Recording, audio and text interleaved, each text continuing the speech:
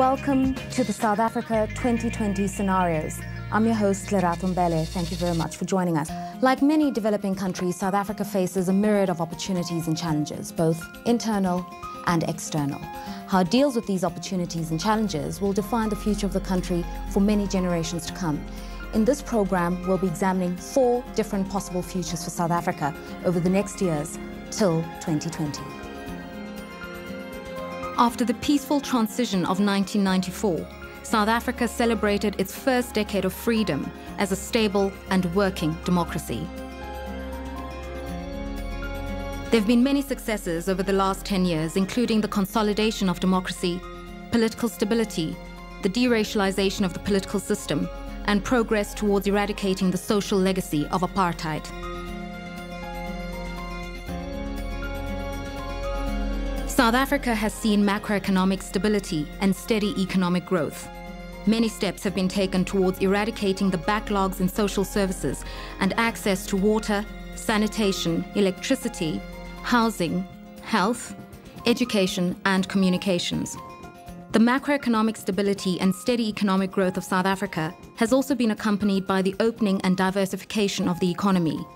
But many problems remain. The scenarios in this program map out what could happen if these problems are not addressed. What will South Africa be like in the year 2020? Scenarios offer an alternative environment in which today's decisions may be played out. They are not predictions, they are merely descriptions of possible futures created to encourage debate within the public sphere. It's collective reflection about the future of our rainbow nation in order to build a consensus on where we want to go and how we want to get there. Over the past 10 months, a team of 25 future leaders of South Africa met on different occasions to create possible scenarios about what might happen in South Africa over the next 15 years leading up to the year 2020. There were 6 participants from other countries across Africa to enrich the debate with an external African perspective on the future, as well as lessons from experiences in other African countries. This team was diverse and represents a wide spectrum of political, ideological, and economic opinion. Building the stories was a difficult process. There was not always agreement. There were different opinions on how South Africa could or should evolve. The end product, therefore, reflects the consensus and trade-offs which were necessary to make such a conversation a meaningful process. Scenarios are the stories of how the world might turn out tomorrow, stories that can help us recognize and adapt to changing aspects of our present. The team foresaw 4 possible outcomes expressed as stories covering the coming years leading to 2020. In the first scenario, Dead End, the team explores the possible outcome of uncurtailed corruption and rampant individualism in South Africa in the years leading up to the year 2020. I greet you from 2020. I present to you the 16-year case review of South Africa. By failing to root out corruption, which has now permeated every level of society and public life, we have taken a route which in your time we considered impossible, a disastrous, depressing dead end.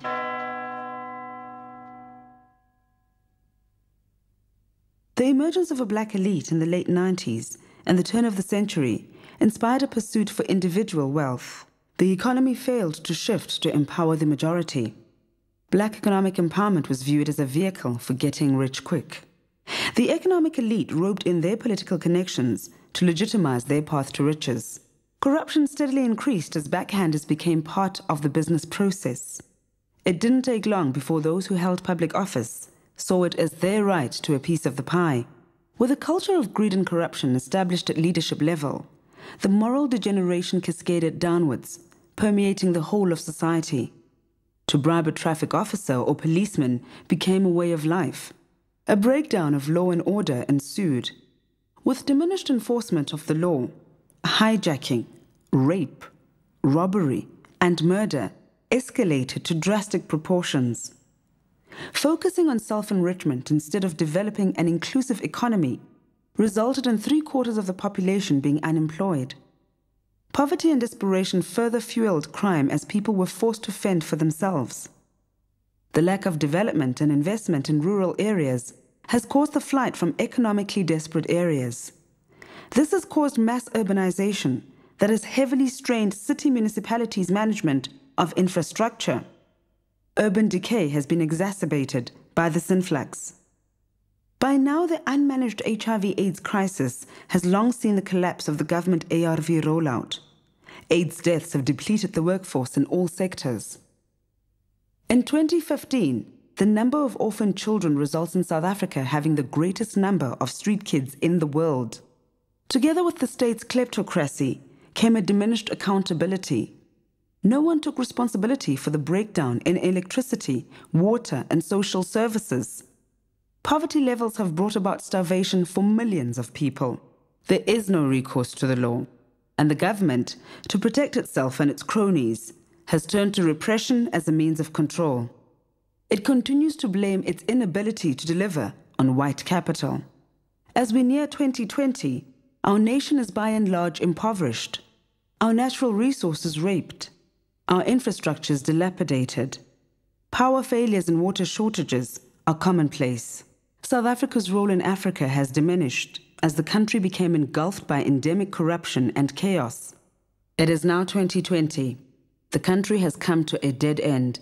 Is this where South Africa wants to be? The answer is in your hands.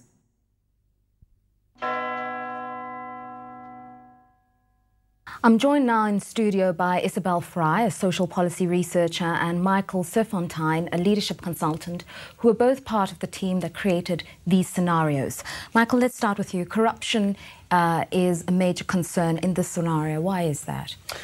Thank you, Loretta. Well, one of the primary drivers behind a future corrupt South Africa, we believe, would be the lack of moral and ethical leadership. That was one of the key concerns we had, because when leaders, when the intention is to serve themselves and their own self-interest, as opposed to serving the country and those that they intended to serve, then we believe that's one of the key issues facing the country in terms of corruption. So, Isabel, do you think that the state is ultimately responsible for this kind of scenario? I think the state has a role to play in terms of regulating corruption and in terms of leading good governance. But I think it's up to people to take responsibility for issues such as moral regeneration, and also to hold the state accountable if they find poor service delivery. So it's a partnership between people and the state. On the question of service delivery and the delivery of other public goods, for instance, in this scenario we see major power cuts. How would that affect the situation? Well, one of the key drivers there is the various energy scenarios that play themselves out. And one of them says, well, 70% of South Africa's energy requirements come from coal. And that coal is in shallow coal deposits on the Highveld. And certain scenarios indicate that by 2020, those deposits will in fact be mined out. So unless we look at some type of renewable energy source prior to that, we'll be getting into trouble. That's the first thing. The second thing is this poor service delivery, poor planning, lack of investment in infrastructure up front, because people are interested in serving themselves, ultimately will manifest itself in the power cuts that we see down the line as well. And I think this is all symptomatic of the overall condition that the country finds itself in. It's in a downward spiral. And so it's very difficult to find itself, getting out of that. Now, that's a condition of degeneration very much at the government level, the public policy level. What about society's reaction to this? Is activism not a way of stimulating greater engagement by society with regards to the state? In this scenario, you're looking at a situation where people have become completely frustrated with their engagement with the state. You find a situation where it's impossible to achieve anything for anything to be done. As a result of some of the corruption and the failings of people to be able to control their lives, you've also seen an emigration of skills and capital. So people who were active, people who were insisting on leading a good life, basically get thrown to the side, and only those who pay the bribes and are part of the corruption succeed. So it's quite a hopeless case in that sense. Michael, in this scenario, the impact of HIV/AIDS is actually quite dramatic and devastating. How so? It is indeed. One of the key factors that we built into the equation was the deepening poverty in rural areas. And the consequence of this was increased urbanization. The problem with that is, without the infrastructure required to accommodate these people, the slums would increase in size. The living conditions, poor nutrition, bad living conditions, the the urban decay and the moral degeneration that we find happening in these areas as well. It's just something that we felt was an incubator for the virus. In addition to that, with the deepening, pervasive and sustained poverty, poor social delivery, the inability and ineffectiveness of the antiretroviral program as well, we found that this just created a very, very bleak picture in this scenario. I think that if you consider the question of AIDS orphans, the lack of parenting, the lack of leadership within the community as people get wiped out. You also, the people who are most at risk are young women between the ages of 24 and 35. So that's a whole generation of mothers and carers, of wives, and the impact on society is going to be devastating, and I don't think, as Michael said, that we've actually prepared ourselves sufficiently for it. In this scenario, what we're seeing are too many quick fixes, people not prepared to take long-term policy, programmatic choices, and I think AIDS is a very good example of that. And one of the things of these coming out of the scenario plannings are that hopefully we start learning the lessons now that we can prevent these scenarios from taking place. These are all very negative and bleak pictures being painted. Do you have any final thoughts on how to alleviate some of the circumstances being presented in this scenario? I think the intention of this particular scenario is exactly that, to be bleak and to be pessimistic. And I think the value of that is to look at a potential future that may manifest itself if we don't take action right now and if we don't guard the particular actions that we take. You know, the seeds of the future are in fact have already been sown and they're manifesting and they live in the present. I think for me, one of the key activities required to avoid this particular scenario is leadership that in fact is there to serve the community, to serve the country, and not to serve themselves. I find that to be one of the key actions required. In addition to that, any type of corruption, you know, even at the highest levels, there needs to be visible and there needs to be demonstrative, there needs to be severe action and consequences that lead by example.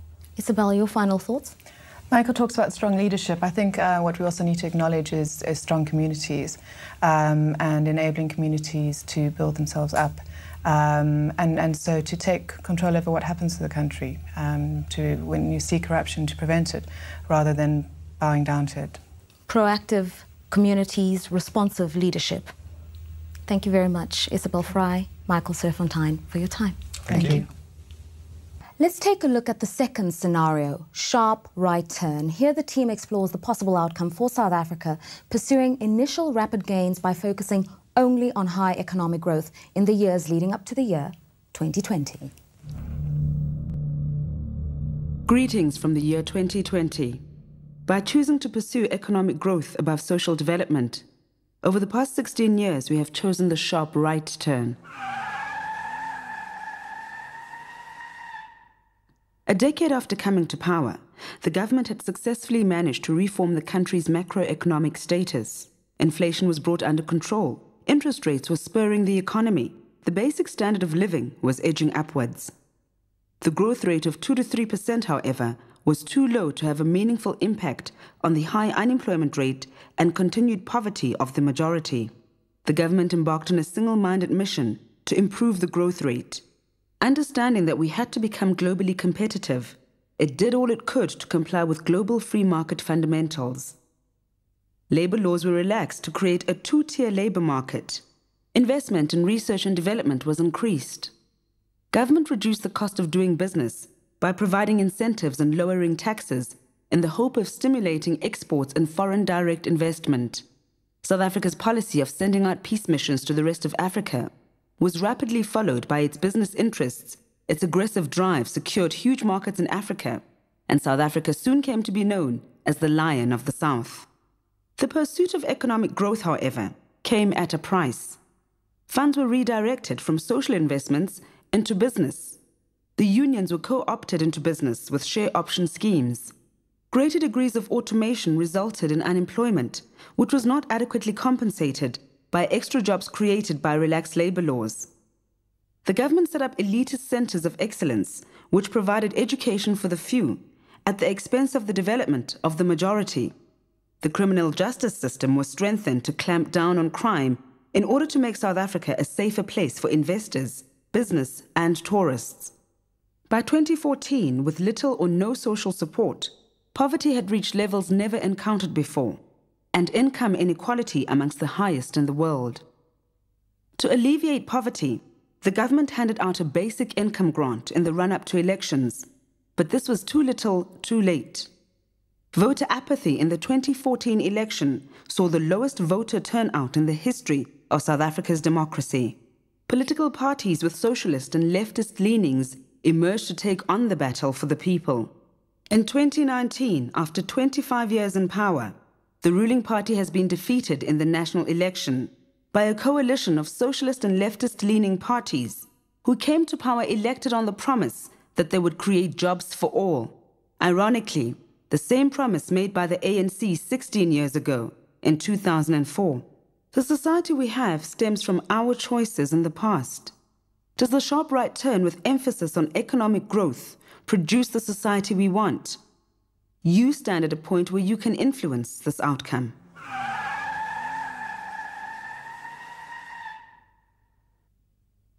In studio with me now are Naeem Jinnah, a political studies lecturer, and Phoebe Potgieter, an activist, who are also part of the team that created these scenarios. Thank you both very much for your time. Naeem, let's start with you. What do you think triggers the scenario? Mainly, it's a government obsession with the idea of economic growth and the idea that economic growth will lead to a better society, economic growth will lead to a trickle-down of wealth, etc. The result of that is that you have the formation of an elite which benefits from the economic growth, and the majority, the masses of South Africans are left in a disadvantaged situation, not getting any of that benefit. And so there's no social development taking place, there's no redistribution taking place. Let's bring Phoebe in there. Do you think it's the pursuit of growth at the expense of social welfare, and this is what breeds pervasive inequalities? I think that's exactly what the problem is with the scenario. The fact that on the one hand you have this pursuit of growth, but we have a situation in South Africa where you have wide inequalities, wide levels of poverty, and the challenge is to bring everybody in. But if you do that by only focusing on growth and not looking at an inclusive form of growth and development, you're going to leave out large numbers of people out of the social loop, so to speak. Government could argue that, we don't have a wide enough tax base in South Africa or a dynamic market that can help create additional sources of revenue. So the only way we can do it is to try to create a comparative advantage on the international trade circuit so that we can generate forex that will help us generate resources to invest in social development. That's one way of looking at it. In our view, there's two ways of broadening your revenue base. One of them is to go this route where you focus on getting the economy to grow and business to then contribute towards widening that tax base. The other option would be to make sure that that the entire population are able to be productive and contribute towards that widening tax base. And we think that it's the route of including more people into the economy, of getting more people to contribute towards that tax base, is at the end of the day a much more equitable route than simply concentrate on a small minority. Practically speaking, Naeem, how do you reduce those inequalities so that you don't have this base that's full of people living just below the poverty line and elites making exorbitant amounts of money and just living a completely different life to what we aspire for? The challenge, of course, is to bring in more people into the economy. The problem we have in South Africa is that a mass of South Africans are out of the economy, not even in the second economy, but just not part of it. So the challenge is to bring them into the economy by facilitating processes whereby people can do their own thing that assists them to sustain themselves and be part of the economy. In a sense, one might say that what this does is it leads to growth ultimately, but it's a process of redistribution and development first, and that contributes to growth. Some people would say one of the problems of generating foreign direct investment and employment is a politicized labor force and unflexible labor laws in South Africa. Can there be negotiated settlements between the business elites, the unions, civil society, government? Well, of course, we need a situation where all people are able to buy into the idea that we need development within the country, and that development will lead to growth. And this scenario is saying the opposite of that. The problem which comes out in this scenario is that there's collusion between the elites, or among the elites, political and economic elites, and ordinary people are left out of that. The problem is not that you have a politicized labor force, etc. In fact, in this scenario, the trade unions and civil society in general is very much decimated, either co-opted or decimated. And so what we end up with is political and economic elites that can do whatever they like without being concerned about everyone else, because there's no one to speak for ordinary people. Your views on that, Phoebe?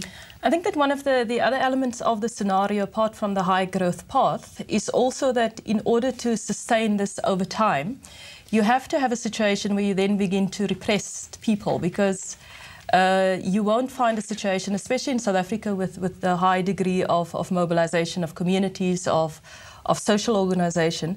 You will eventually find a situation where people will then rebel against it. And one of the elements of the scenario, in addition to collusion by the elites, is also a situation where government then is forced into repressing social upheaval, because people are not going to be satisfied with just the few crumbs that get dropped off or come their way. Within this turmoil and this collusion and dissipation of civil society, can there be a win-win solution? Yes, the win-win solution is to not focus simply on growth, to not focus simply on developing those relationships with just business, but developing relations with communities, with people, in a way that people get pulled into the economy and are able to participate in the economy, sustain themselves. In that way, we find that the South African community as a whole benefits, and that will lead to economic growth. I mean, it might not be as high in terms of figures. The growth might not be as high as 4, 5, 6%.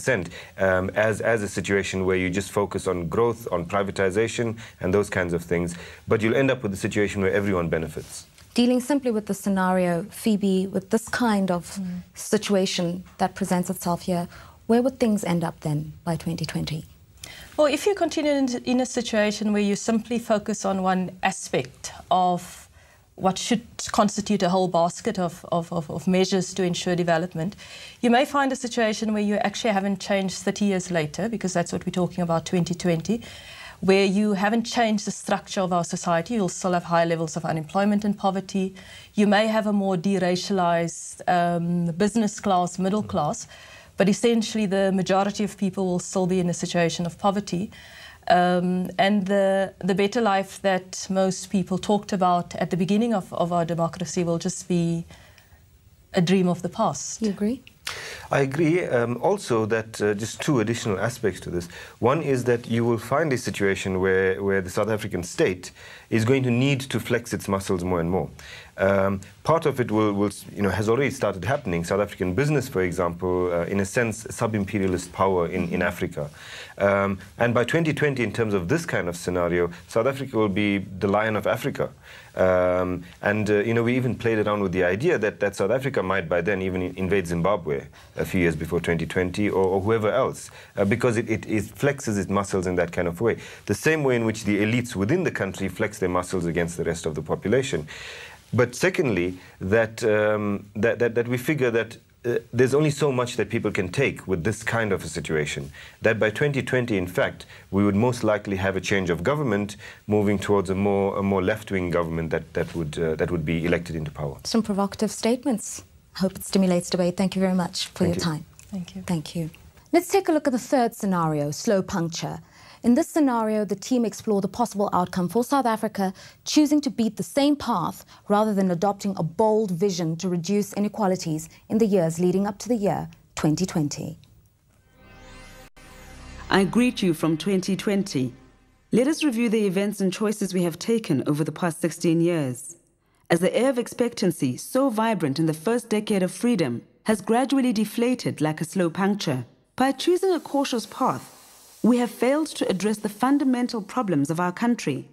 The government's success in the 2004 elections led it to believe it was performing satisfactorily, but they were now acting on fear of rocking the boat. It would continue to look after those with vested interests in the country, accept the country's minor status in the global environment, and attempt to appease all the key stakeholders with conflicting interests. Believing it prudent to be cautious and realistic, and with a firm belief in the correctness and solidity of their position, the government took no bold actions. Accommodating the immediate needs of the populace, the national budget was earmarked for social and developmental requirements. By 2006, 9 million people received social grants, and the expanded public works program provides jobs for tens of thousands, albeit only on a temporary basis. In the meantime, the HIV/AIDS pandemic, while slightly alleviated, started taking its toll. The public departments, still under pressure to perform, experimented with new public management methodologies, but continued to have only limited success. Corruption was curtailed with growing success. The government's South-South initiative began to show initial promise, with trading opportunities into the rest of Africa, China, and Brazil growing. However, a strong rand, rising oil prices, interest rates, and a difficult global trading environment hampered business development. Attempts to include more people in the benefits of BEE continued to be hindered by a lack of access to capital. By 2014, with the Millennium Goals of halving poverty and eliminating inequality not met, the youth of the day, more educated, skilled, and globally aware, remained largely unemployed. They showed their dissatisfaction by voting for opposition and emerging parties, or by not voting at all. The ruling party won just above 50% of the vote in the 2014 elections. For the next 5 years, a severely weakened government was forced to take an even more cautious approach once more, to stave off pressures from within its own governing alliance, the markets, and the opposition parties. South Africa approached its 25th anniversary of freedom in a climate of debate, with a disillusioned post-apartheid generation, with high expectations of democracy and change being the most vocal. In response, the government pointed out the gains of the past 15 years. However, poverty, inequality, and unemployment are an overwhelming reality. The promise of a better life for all has not been delivered to millions of people. The 2019 elections brought in a shock result. For the first time since 1994, no party has an absolute majority. Coalition politics at national and provincial level are now the norm in South Africa in 2020. The expectations of the people have deflated like a slow 16-year puncture, as caution and arrogance resulted in minimal real progress. You in 2004 stand at a point where you can change this outcome.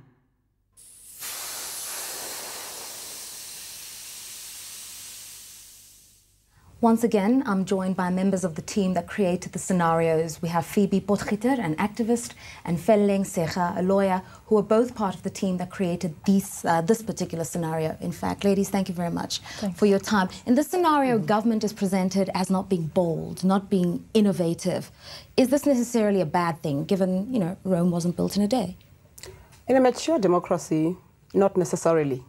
But this democracy is only 10 years old. We're still in a honeymoon phase, and therefore government has to take some bold steps to address all the inequities of the past, because unless they do that, we'll just plod along and all the problems that you have get deeply entrenched in society, and down the line, this society will not be sustainable. Phoebe, the government again is presented as easily swayed, easily manipulated. What are the factors that lead to this kind of indecisiveness? Well, we think that there's a number of factors. One of them is some sense of complacency. The ruling party has, over the last 3 elections, won a decisive majority, and that can lead to complacency. But it's not just in government, in the political sphere, it's also in business, for example. You see it that over the last 10 years, things have improved, there's more profits. So in some senses, because there are certain things going right, it means that it's easy for people to become complacent. The leadership of the society, broadly defined, to become complacent and in some senses arrogant about the achievements that we've made. What we're trying to draw attention through with the scenario is to say that yes, there are lots of positive things we've achieved in the first 10 years, but there are some very fundamental problems in our society, the social backlogs, the problem of poverty and unemployment, which need us to take decisive measures to be able to address it. and to be able to meet the needs of the majority of people. Let's stick to this question of ruling party hegemony, because it's a perennial problem across Africa. Simply because ruling parties are guaranteed a vote at any and every election, then it's not necessary for them to take those bold steps because they will retain their grip on power. Do you think this factors in as a problem? That's exactly the point that we're making, that precisely because we've had a majority, that the ruling party, the ANC, has had a majority, the temptation is to address only those pressing needs that will ensure that they stay in power. So we are saying to government that it has to be cognizant of the fact that there are some deeper issues in society that are going to force them to ensure that if they don't address them boldly, courageously, and in so doing, they may alienate some sectors of society, and leadership calls for, I suppose, boldness in doing so. You have to accept that it's not everybody that's going to be happy when you take bold decisions. And I can give an example. Look at the whole issue of social grants. Is that sustainable in the long term? How is the government going to sustain that? And there have to be some decisions that are going to have to be taken to ensure that down the line some of these issues are sustainable. But sticking with that example, if government was to have to backtrack on the social grants, it's a huge sacrifice for those who then do not qualify to receive the social grants. At the end of the day, when people are forced to make bold, innovative, visionary decisions, there are inevitable sacrifices.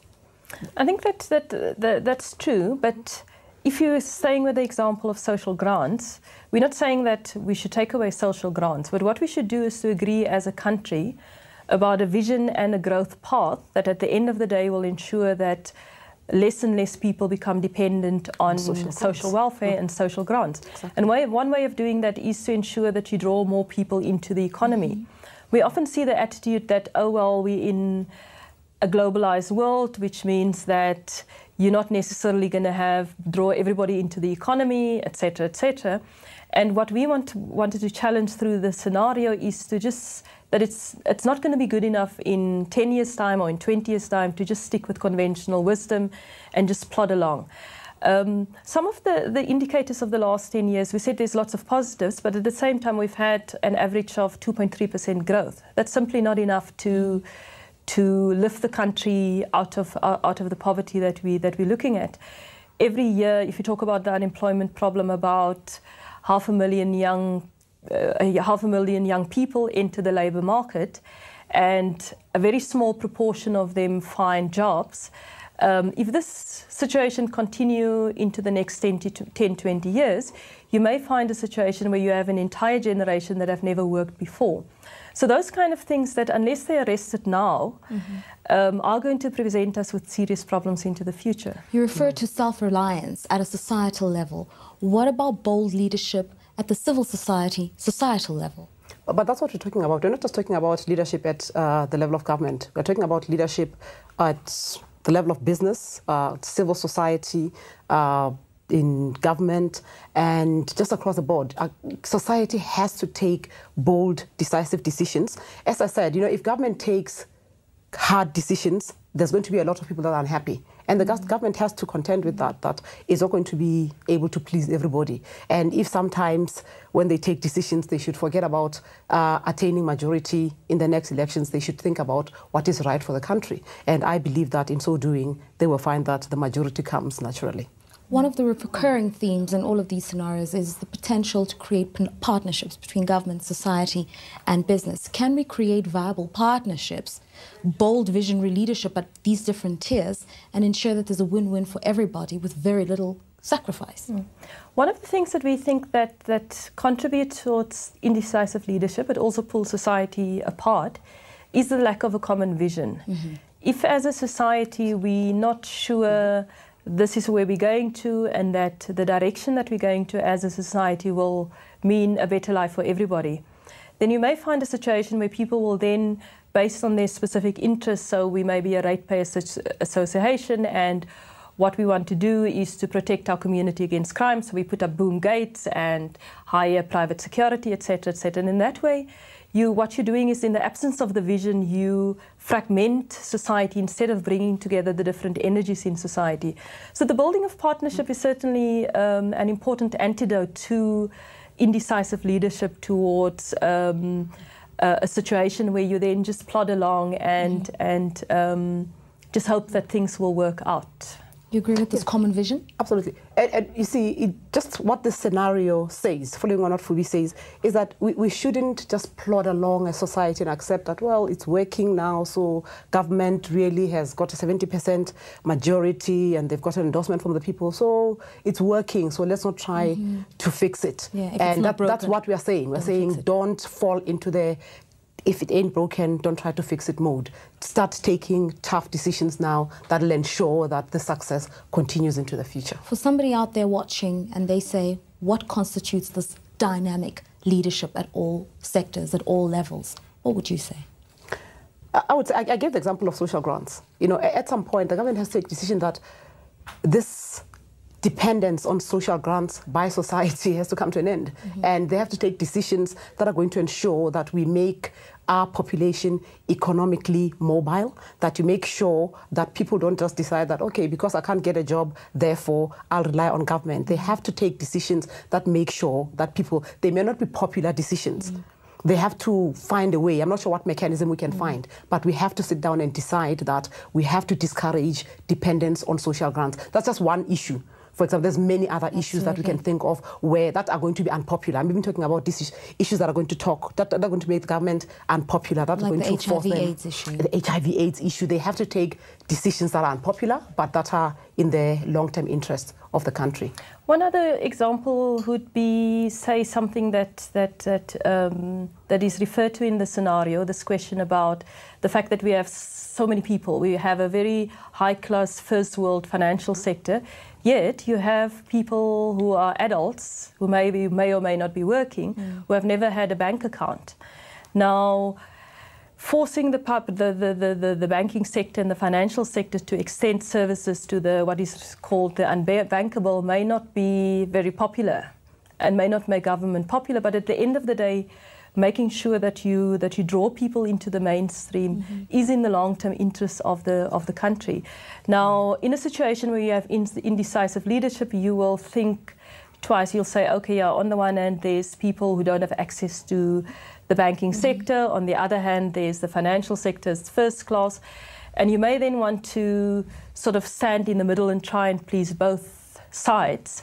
And at the end of the day, you're not doing anything. But what about rationality? Using that same example, sometimes you can't create laws or impose laws on an independently running financial system, for instance. But that's not what we're saying. What we're saying, that's where the issue of vision and leadership comes in. We're saying that the private sector actually has to be visionary about this. If you're talking about the unbankable masses there, it's not for government to go to the banking or the financial sector and say, oh, start ensuring that you bring them into the mainstream. It is up to the leadership of the financial sector to take initiative to realize that if we want this country to be sustainable in the next 20, 50, 100 years to come, that these are some of the steps that we have to put in place to ensure that. So it really isn't up to government to force the private sector to take out or to put in place some of these measures. It really is the private sector has to be visionary in their approach to building a society. Final question. Given the disparities of this society, a rich, middle-class minority South Africa, a broad-based, poverty-stricken South Africa, the priorities and the concerns very, very different. In that context, can we create this unified, bold vision that is beneficial to all? I think we can. I mean, I think that most South Africans, black, white, rich, poor, will agree that South Africa will be a much better country if you don't have poverty, if you don't have to drive down the road and every stop street you find a beggar because people don't have a job. It will be in all of our interests to be able to ensure that people have means to make their livelihood. But in addition to that, it's also in the broader interest of the country to have more people economically active, for more people to participate in creating wealth, participating in making a difference in the country. And I think that at the end of the day, it's common sense that it cannot continue to work for a few, that it may work for some time and it may work for even 5, it may work for another 10 years, but at some time you're going to find a break. That's our experience from apartheid, that yes, apartheid worked for a very long time, but it reached a point where those people that didn't benefit from it actually took a stand and made the system unworkable. And what we're saying with the scenario is that if we simply just plod along as if things are normal, we're eventually going to find a situation where the negatives will outweigh the positives, and those people that may feel secure and complacent about what they have in South Africa may find a situation where they're not going to be as complacent and as comfortable as they were, say, 10 years ago or more. Your final words? I said civil society, business, government, unless we take bold, decisive steps and we get out of this complacency, plod along mode and take some hard decisions, this country will crash.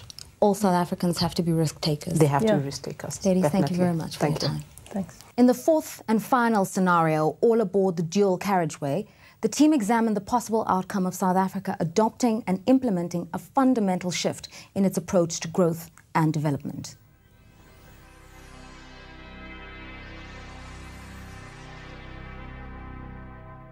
Greetings from the year 2020. Let us review the past choices. 16 years ago, we as a country challenged our approach to growth and development and chose to enable all to climb aboard the dual carriageway to a better life.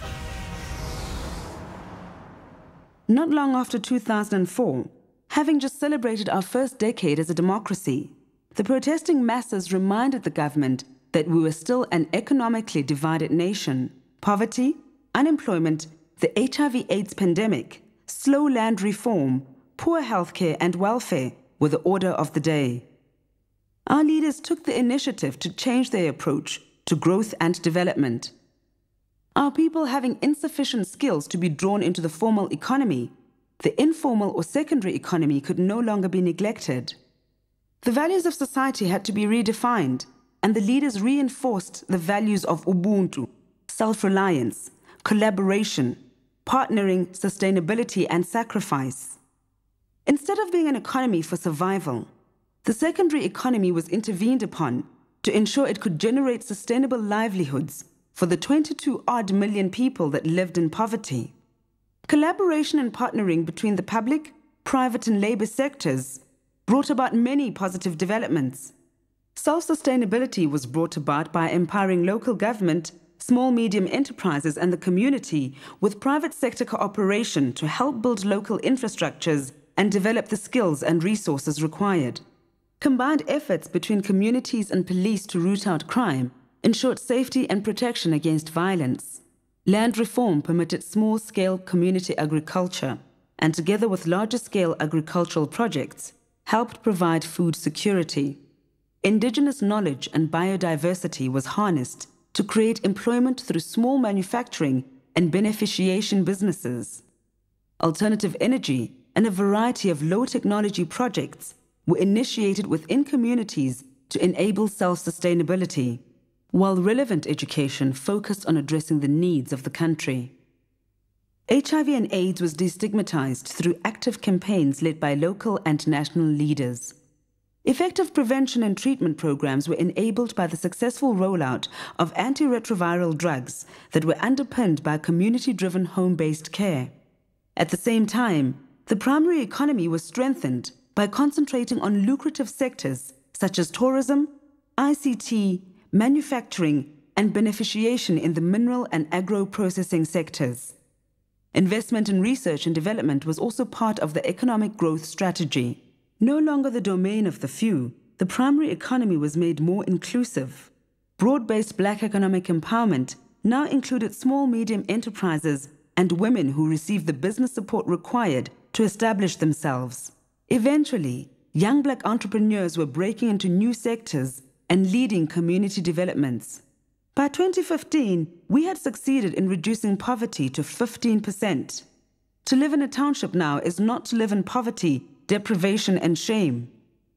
Strengthened local government became accountable, which encouraged a culture of community participation and self-reliance. Active citizenry and punitive anti-corruption measures supported and enforced at national level rooted out corruption and poor services. South Africans from all walks of life were encouraged to act locally and think globally, underpinned by vibrant exchanges and interactions amongst different sectors with other countries. By yet again displaying their innovation in solving development issues, South Africa became the leading force in the regeneration of Africa and a key member of the emerging South-South power axis. Based on a solid value system, we're not only capable of self-sustainability, we've enabled our global competitiveness. All South Africans have been empowered to be aboard the dual carriageway. If this is where we wish to be, South Africa must be wise in the choices that will affect our future.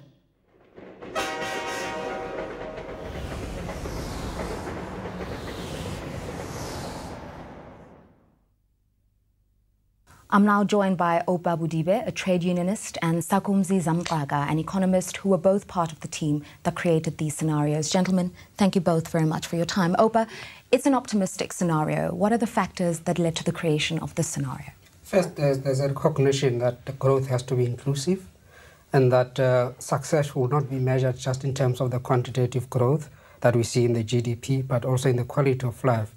And secondly, the recognition that you have to intervene to create sustainable livelihoods for people who currently are outside of the economic mainstream, and that there's a combination of measures that are required to both help people who are outside of the economy to come into the economy, but also to change the structure of the economy. But fundamentally, growth is the key. Do you think the existing growth models are the most viable ones to create this kind of scenario?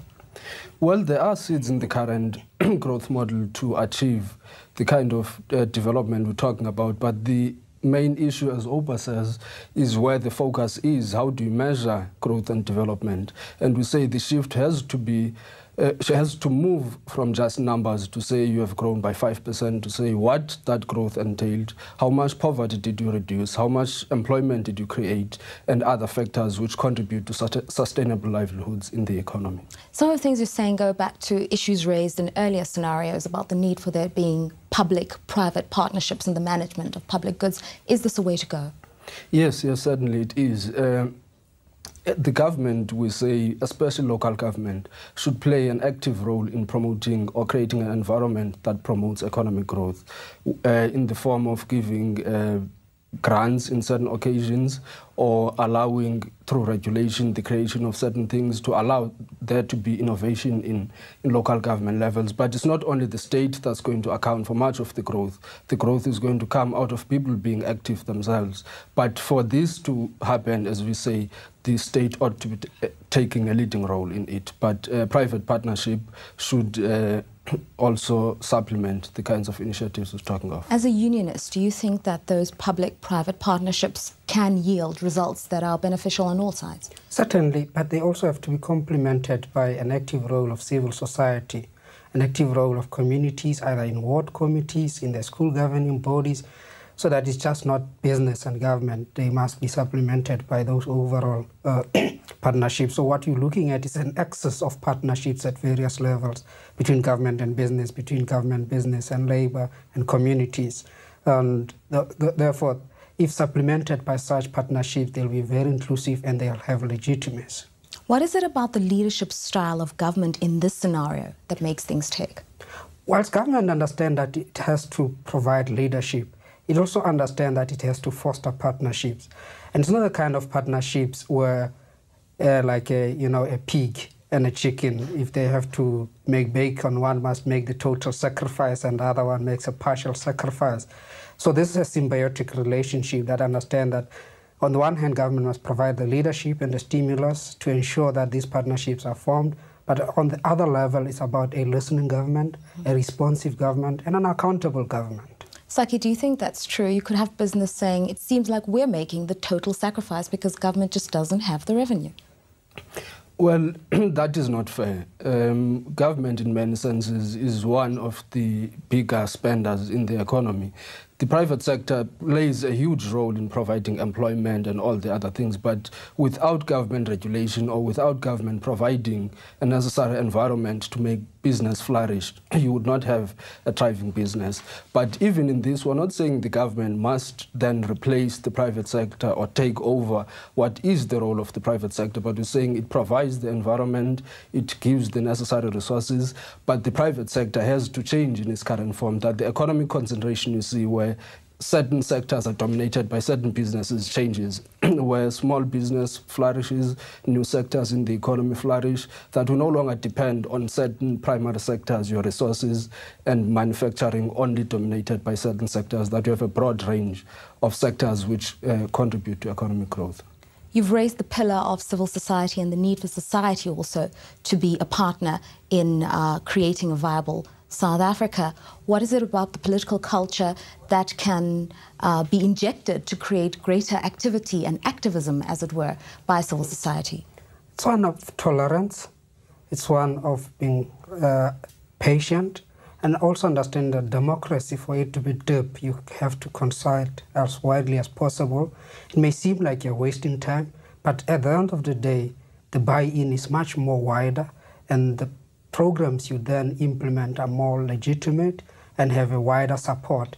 And people can also supplement even voluntarily if they feel that this is something that they developed and they take ownership of that. How do we make society a more credible partner?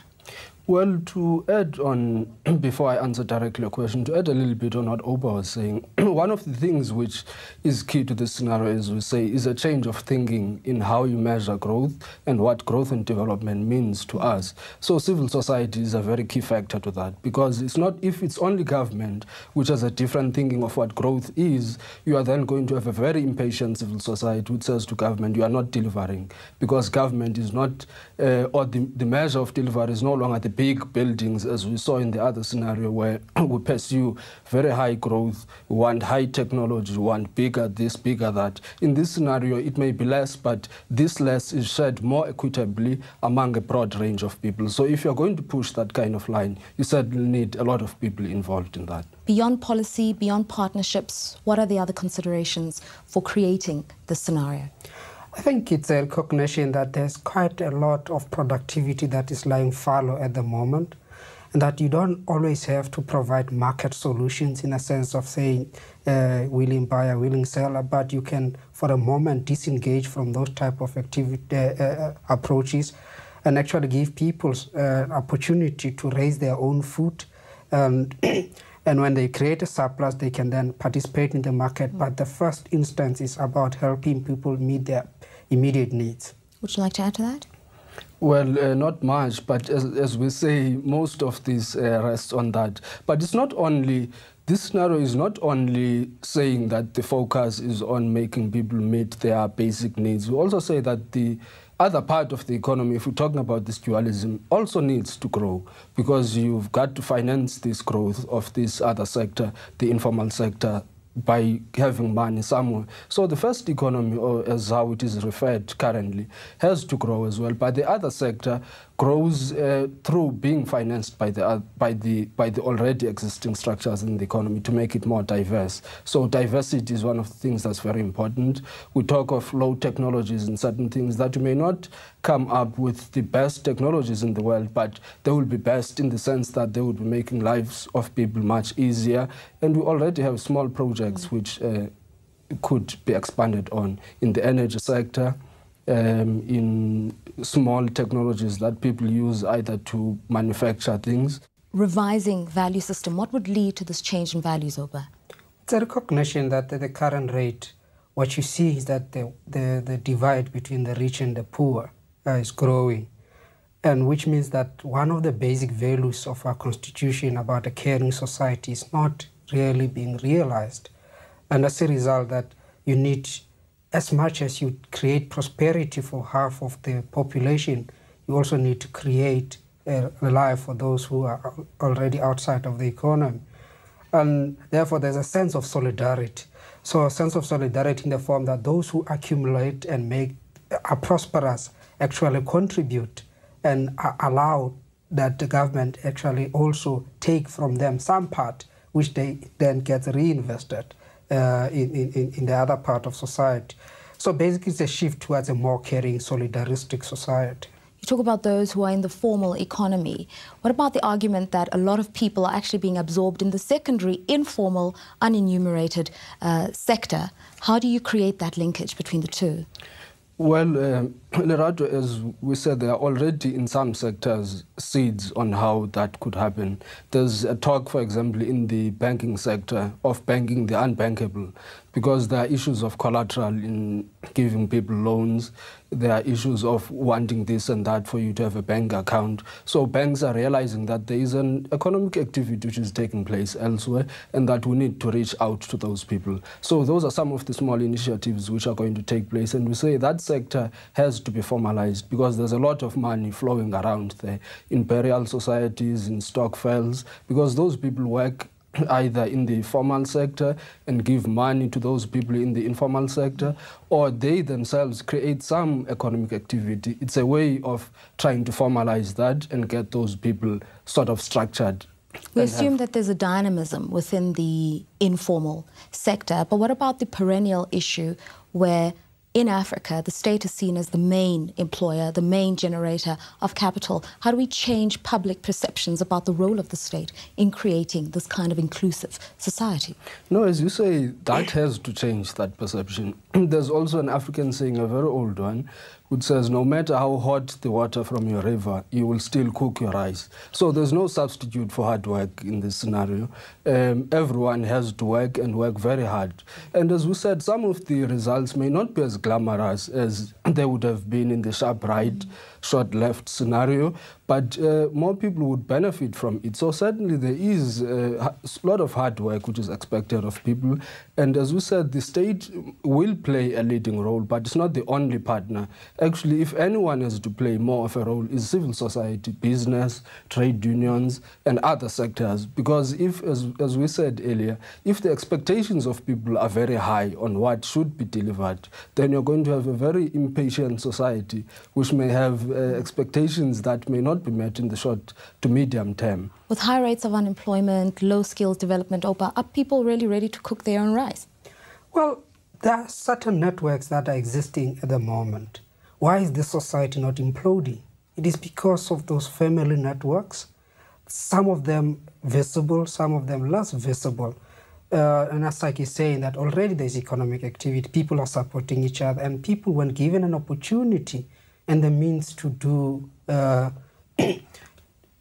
change their life, they will do so. And I think that there's quite a lot of creativity that's lying in the informal and in our society as a whole. And the issue is how we harness those energies and direct them towards a common goal. I think that majority of people are willing to make a contribution. They just want the means and the resources to do so. Practical example, you find that if you are in a deep rural area that is poor and there are job opportunities and you don't have an income, it means you can't take the risks necessary to go and find an income-generating activity. So it's about really giving people the means to start the income-generating activities. I think that many of our people are hardworking people, and the society is not imploding because those social networks are creating a buffer for many of the people who do not have an income at the moment. So sectoral diversity, social partnerships, and revised thinking. Gentlemen, thank you very much for your time. Thank you. Pleasure. That concludes the South Africa 2020 scenarios. The scenarios are by no means predictions, nor are they meant to be definitive. They simply seek to stimulate the conversations about how South Africans can shape the next decades in the country's life.